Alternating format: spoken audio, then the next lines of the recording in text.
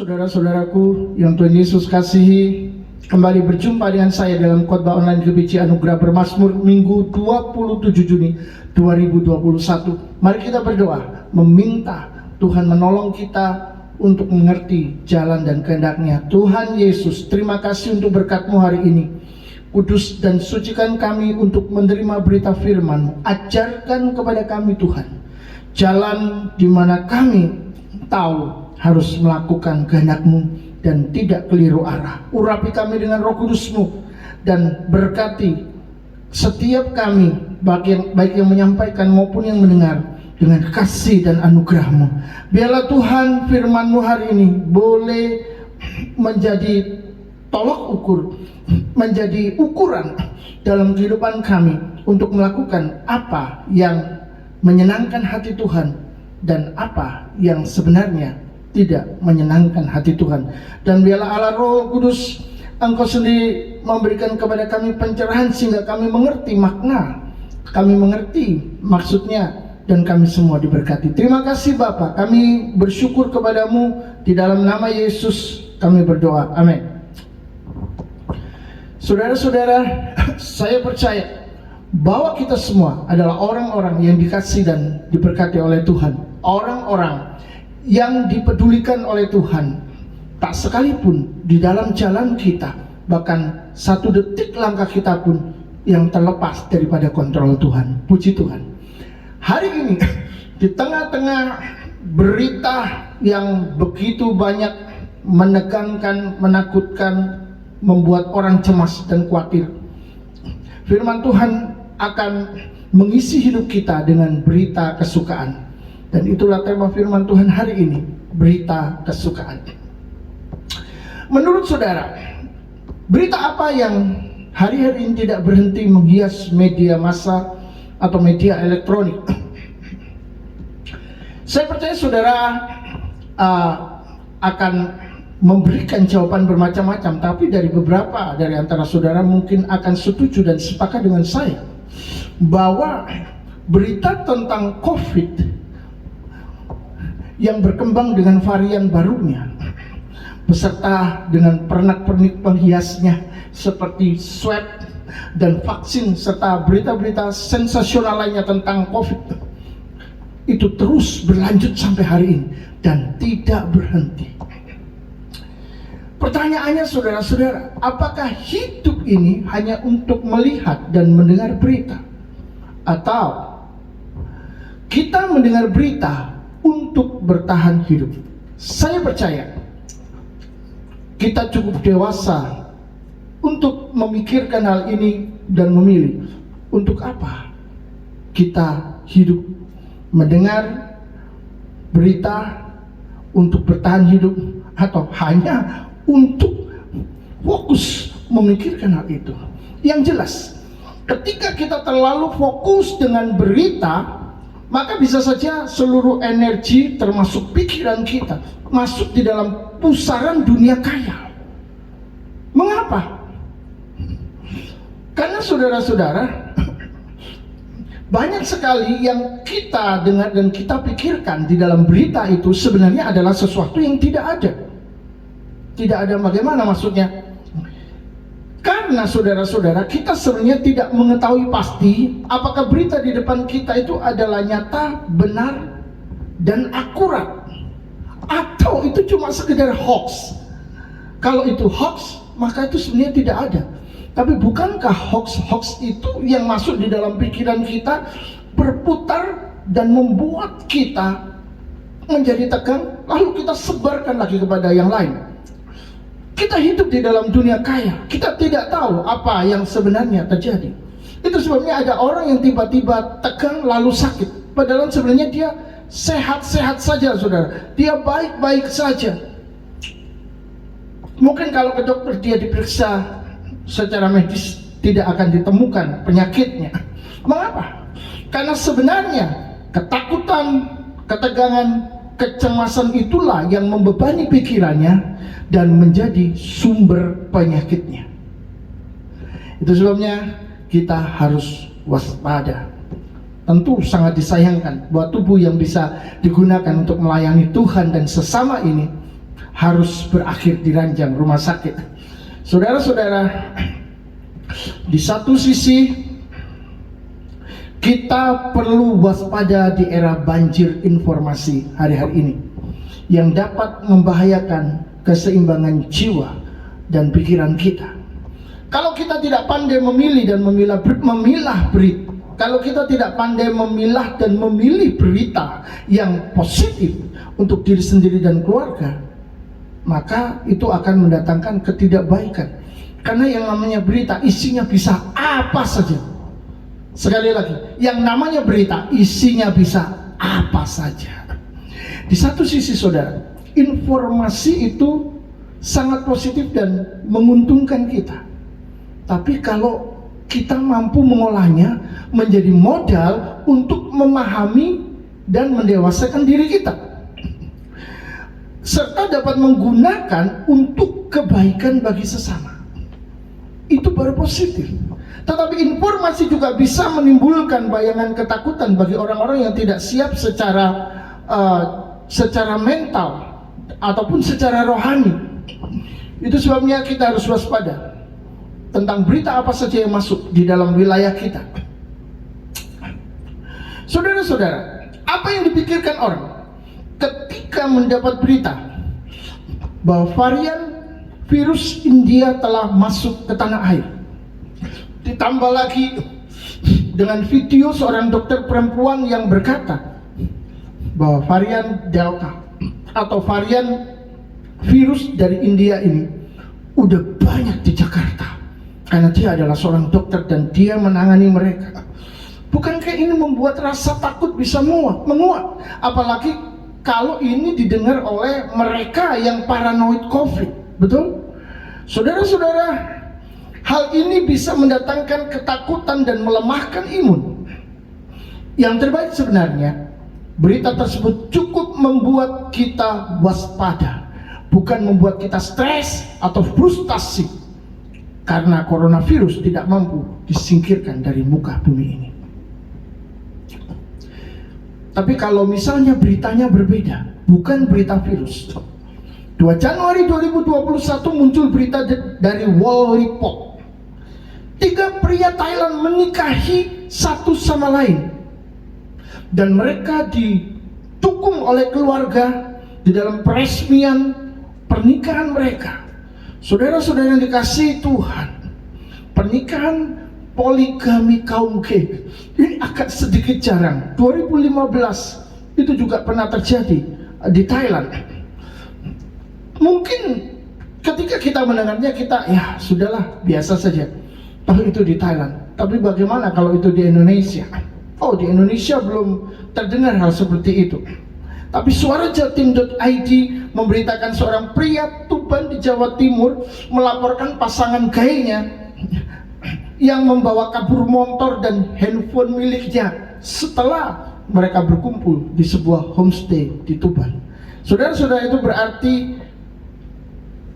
bisa di mana saja. Lalu bagaimana dengan anak-anak kita nanti? Apakah berita coronavirus lebih penting daripada berita-berita ini atau berita-berita yang lain? Saudara-saudara, mari kita menjadi seimbang. Jangan memusatkan perhatian hanya untuk corona terus. Karena hidup ini tidak hanya ngurusi corona, saudara, tapi mengurus banyak hal. Dan tentu saja kita berada di dalam situasi dan kondisi yang senantiasa tidak kondusif, karena berita-berita itu begitu banyak. Dan kalau kita serius, maka kita akan tahu bahaya itu bisa datang sewaktu-waktu dan kapan saja. Saudara-saudara, dalam podcast Deddy Corbuzier, seorang polisi teroris tetapi telah balik lagi ke NKRI, mengatakan bahwa di dalam 1 jam dia bisa mencuci otak orang menjadi teroris melalui sebuah narasi. Bukankah narasi adalah sebuah pesan? Narasi adalah sebuah berita. Maka saudara-saudara, kita tahu sekarang bahwa berita bisa membuat orang menikmati kehidupan yang tenang. Tetapi berita juga bisa membuat orang menjadi tegang dan masuk di dalam bahaya. waspadalah terhadap berita apapun yang kita dengar yang masuk di dalam wilayah kita. Tapi coba kalau kita bandingkan dengan orang-orang yang seumur hidup hanya mendengar berita dari para komedian. Mungkin saudara suka melihat stand up comedy atau dulu Sri Mulat dan lawak-lawak yang begitu lucu yang membuat tertawa terpingkal-pingkal. Atau saudara, orang-orang yang seumur hidupnya hanya menghabiskan waktu untuk menekuni dunia kuliner dan pariwisata. Jadi kalau ketemu temannya, tanyanya selalu, makanan di mana ya yang enak, resto mana yang bisa menyajikan menu-menu yang bagus, yang lezat, atau hotel mana yang bagus, yang memiliki view yang luas, yang indah, daerah mana yang kira-kira bisa kita kunjungi. Saudara-saudara, saya percaya hidup orang-orang seperti ini pasti lebih tenang. Mengapa? Karena berita yang mereka terima adalah berita yang ringan-ringan saja ketimbang orang-orang yang senangnya berita politik, perang, apalagi horor, justru lebih menegangkan. Jadi saudara, berita berpengaruh bukan saja pada pandangan hidup kita, tetapi juga secara emosional mempengaruhi sikap kita terhadap lingkungan. Itu sebabnya berhati-hatilah dengan berita yang Anda dengar. Persoalannya sebenarnya adalah apakah berita-berita yang kita terima itu adalah benar-benar sangat penting untuk kehidupan kita, dan apakah penting untuk bisa membuat kita mengetahui apa yang harus kita lakukan di dalam jalan hidup kita, di dalam perjalanan kita, sehingga kita tidak salah jalan, sehingga kita tidak keliru arah, kita melakukan hal yang benar, sesuatu yang bermanfaat dan berguna untuk orang lain. Karena saudara-saudara, hidup kita bukan hanya untuk menikmati apa yang Tuhan berikan, tetapi Tuhan ini mencipta kita dengan sebuah tujuan. Tuhan pasti punya tujuan untuk ketika Dia mengizinkan kita tinggal dan ada di dalam dunia ini. Pasti Tuhan tidak menghendaki kita hanya menjadi penikmat saja.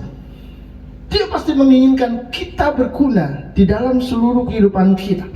Mari kita lihat bahwa benda-benda mati pun diciptakan untuk sebuah tujuan. Mazmur pasal 19 ayat 2 sampai 3. Langit menceritakan kemuliaan Allah dan cakrawala memberitakan pekerjaan tangannya. Hari meneruskan berita itu kepada hari, dan malam menyampaikan pengetahuan itu kepada malam. Adakah langit dan hari itu berpribadi dan hidup? Tentu saja saudara, langit dan hari adalah benda mati, sesuatu yang kalau kita boleh bilang tidak ada ya tidak ada, itu istilah. Tetapi saudara-saudara, itu memang nyata. Langit itu bisa dilihat, langit itu tampak. Tetapi kalau tidak kita pikirkan ya tidak terpikirkan, karena Dia tidak hidup, Dia tidak bisa bicara, Dia tidak bisa bergerak kepada kita. Tetapi Alkitab mengatakan langit menceritakan kemuliaan Tuhan, memberitakan pekerjaan tangannya. Lalu hari meneruskan berita itu kepada hari, malam menyampaikan pengetahuan itu kepada malam. Jadi dari sini kita melihat benda-benda mati pun diciptakan oleh Tuhan dengan sebuah tujuan. Karena Allah kita itu adalah Allah yang kreatif, Allah yang sempurna dalam hikmatnya. Maka tidak ada satupun yang Dia buat itu sesuatu yang tidak berguna, sesuatu yang tidak ada nilainya. Tidak ada. Bahkan untuk hal yang paling jelek pun diciptakan Tuhan untuk sebuah tujuan. Kalau Tuhan itu adalah Allah yang memiliki tujuan, maka kita pun yang percaya kepadanya seharusnya juga memiliki tujuan, karena kita diciptakan oleh Tuhan juga dengan sebuah tujuan. Jadi saudara-saudara, ketika Tuhan menciptakan manusia yang di dalam bayangan dan dalam benak kita itu cacat atau tidak sempurna secara fisik, kita perlu tahu Tuhan juga menciptakan mereka dengan tujuannya masing-masing, sehingga kita bisa tertegun dengan perbuatan tangannya yang ajaib dan luar biasa. Mari kita lihat di dalam Injil Yohanes pasal 9 ayat 1 sampai 3. Waktu Yesus sedang lewat, Ia melihat seorang yang buta sejak lahirnya. Murid-muridnya bertanya kepadanya, "Rabi, siapakah yang berbuat dosa? Orang ini sendiri atau orang tuanya, sehingga ia dilahirkan buta?" Jawab Yesus, "Bukan dia dan bukan juga orang tuanya, tetapi karena pekerjaan-pekerjaan Allah harus dinyatakan di dalam dia." Saudara-saudara, terlepas dari pertanyaan murid-murid tentang dosa siapa, kita melihat bahwa Yesus menyingkapkan satu rahasia yang tidak dimengerti dan tidak diketahui oleh para murid, yakni tentang orang buta ini diciptakan ternyata dengan tujuan indah, yaitu supaya pekerjaan-pekerjaan Allah dinyatakan melalui dia. Maka sekali lagi saudara-saudara, apapun yang dia ciptakan, maka ini adalah tentang dia, tentang Tuhan, dan bukan tentang kita. Kalau kita melihat samudera yang luas, kita melihat keindahan sebuah bebatuan yang begitu luas dengan bentuk yang berbagai macam-macam, maka itu pun diciptakan untuk Tuhan. Diciptakan memang dinikmati manusia, tetapi ini semua tentang dia. Artinya kita melihat apapun yang luar biasa indah, dan ketika kita mengagumi itu, kita kembali lagi kepada Tuhan yang melakukan dan menciptakannya. Sama kalau saudara membuat sebuah pekerjaan yang bagus dan indah, maka orang tidak akan melihat pekerjaan Anda yang bagus. Orang akan berusaha untuk mencari siapa yang membuat ini. Saudara-saudara, apapun yang Tuhan kerjakan dan Tuhan lakukan di bumi ini, termasuk apa yang diciptakannya, itu semua adalah tentang dia, tentang dia, dan tentang dia. Itu sebabnya hidup ini haruslah hanya untuk dia. Namun saudara-saudara, di dalam Alkitab kita lihat apa yang kita baca, ada satu hal, bahwa apapun yang diciptakan oleh Tuhan semuanya ternyata memang bertujuan untuk memuliakan namanya, memberitakan dia, bukan untuk memberitakan hebatnya kita. Itu sebabnya ketika manusia dengan potensi yang luar biasa, dengan kemampuan yang dahsyat yang telah diberikan Tuhan kepada mereka untuk membuat menara Babel yang tingginya sampai ke langit, Tuhan gagalkan. Bahasa mereka dikacaukan sehingga mereka tidak tahu apa yang harus dilakukan, karena itu adalah pekerjaan sebuah tim. Kalau timnya tidak mengerti satu dengan yang lain, maka gagallah tujuannya. Saudara-saudara, ini menunjukkan bahwa Tuhan tidak suka dan tidak berkenan kalau manusia membangun kerajaan untuk keagungannya sendiri. Tuhan memberikan kepada kita potensi, kemampuan, dan segala sesuatu yang hebat dan luar biasa adalah untuk dikembalikan untuk Tuhan. Orang yang melakukan segala sesuatu yang luar biasa dan tidak mengembalikan itu untuk kemuliaan Tuhan adalah seorang yang keliru jalur, keliru arah, salah jalan, sesat, sehingga hidupnya tidak akan mendatangkan kebaikan. Seperti yang kita ingat ketika seorang insinyur membuat kapal Titanic yang begitu luar biasa dan hebat, dan dia berkata, Tuhan pun tidak akan menenggelamkannya. Ternyata kapal itu tenggelam, saudara. Mengapa? Karena kapal itu dibuat bukan untuk kemuliaan namanya. Kapal itu dibuat bukan tentang dia, tapi tentang si pembuatnya. Saudara-saudara, Tuhan gagalkan. Itu sebabnya saudara, kita perlu tahu satu hal, bahwa manusia diciptakan hebat, diberi potensi hebat, bukan untuk menjadikan dirinya sebagai Tuhan, tetapi menjadi hambanya yang mengerjakan segala sesuatu untuk dia. Begitu pula dengan kita, dipanggil menjadi hambanya untuk mengerjakan sesuatu bagi dia, bagi kemuliaan namanya. Sebelum kita mengerjakan apa-apa di bumi, mari kita kembali kepada Alkitab agar kita tahu panggilan seorang hamba untuk apa, dan mengetahui itu tentu saja dari berita yang disampaikan oleh Tuhan sendiri kepada kita. Mari kita melihat Injil Matius pasal 4 ayat 17 dan 23. Sejak waktu itulah Yesus memberitakan, bertobatlah sebab kerajaan surga sudah dekat. Ini berita pertama, saudara. Berita dari Tuhan adalah bertobatlah sebab kerajaan surga sudah dekat. Saudara dan saya sudah bertobat. Kerajaan surga sudah dekat. Kalau kita sudah bertobat, maka kita akan memberitakan kepada orang lain, bertobatlah juga. Saudara-saudara, Alkitab mengatakan mereka segera meninggalkan perahu serta ayahnya lalu mengikuti Yesus. 23. Yesus pun berkeliling di seluruh Galilea. Ia mengajar dalam rumah-rumah ibadat dan memberitakan Injil kerajaan Allah serta melenyapkan segala penyakit dan kelemahan di antara bangsa itu. Ini yang harus kita pahami.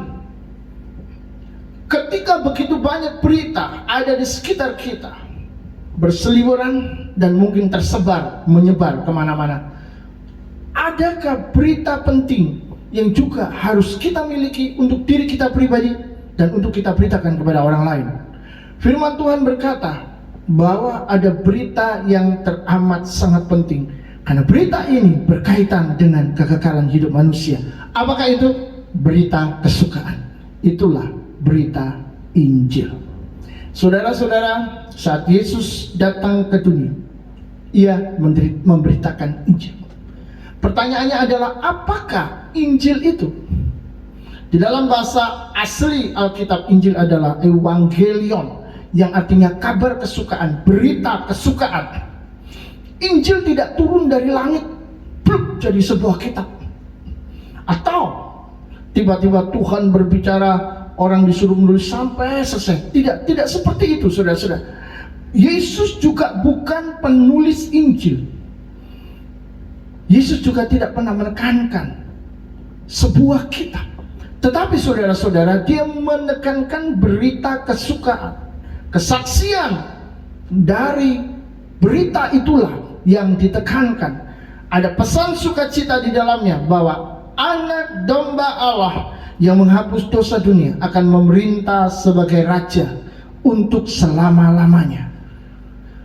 Saudara-saudara, berita ini adalah berita di mana Anak Domba Allah ini akan turun menjadi manusia, karena dia adalah Sang Firman dan dia adalah Allah yang menjadi manusia.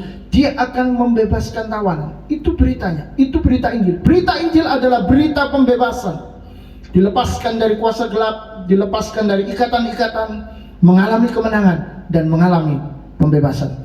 Jadi saudara, Injil berpusat kepada Yesus yang menyelamatkan orang-orang berdosa, tapi yang tentu saja mau percaya kepada Yesus. Injil adalah berita tentang Allah yang menjadi manusia, mati di kayu salib, bangkit pada hari ketiga, naik ke sorga dan berjanji akan datang yang kedua kali untuk menghakimi dunia dan menyelamatkan orang-orang yang percaya kepadanya. Lalu dia akan memerintah menjadi Raja untuk selama-lamanya. Dan itulah berita Injil.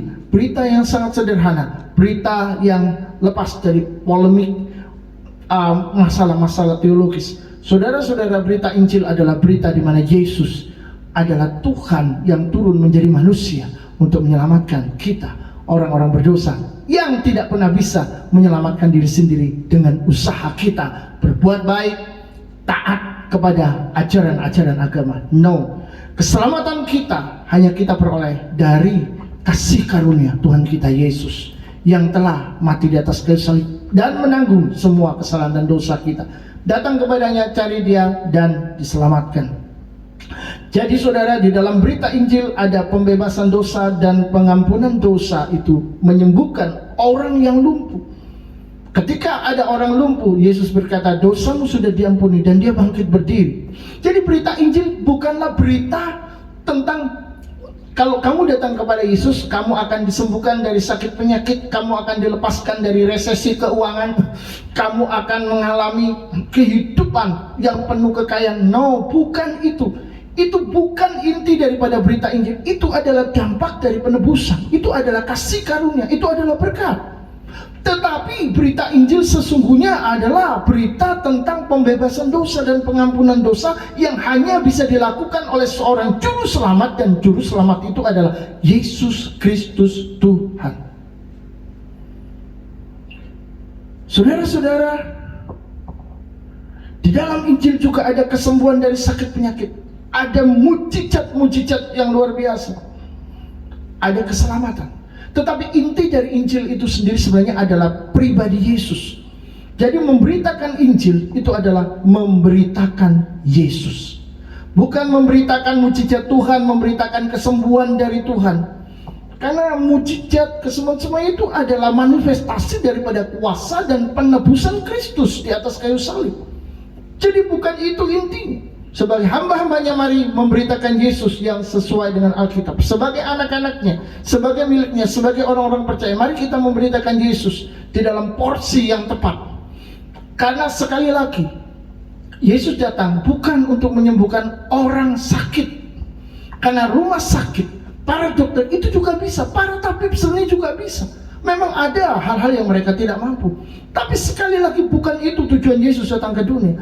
Tujuan Yesus datang ke dunia adalah untuk memberitakan, inilah aku, percayalah kepadaku, maka kamu akan diampuni dosamu, kamu akan diselamatkan, kamu akan diperdamaikan dengan Allah, dan kamu akan tinggal di dalam rumah Bapakku, tinggal di dalam kemuliaanku. Saudara-saudara yang dicintai Tuhan, saya percaya kita tahu bahwa hakim yang akan mengadili dunia akan membuat segala sesuatunya diselesaikan di sana, dan dia akan menjadi raja di atas segala raja, memerintah selama-lamanya. Itulah berita kesukaan, bahwa di tengah-tengah dunia yang penuh dengan berita-berita yang pahit, berita-berita yang menegangkan, menakutkan, berita-berita tanpa pengharapan, kita memiliki berita kesukaan bahwa di dalam Yesus ada pengharapan, di dalam Yesus ada keselamatan kekal. Itulah berita yang Tuhan ingin kita memilikinya.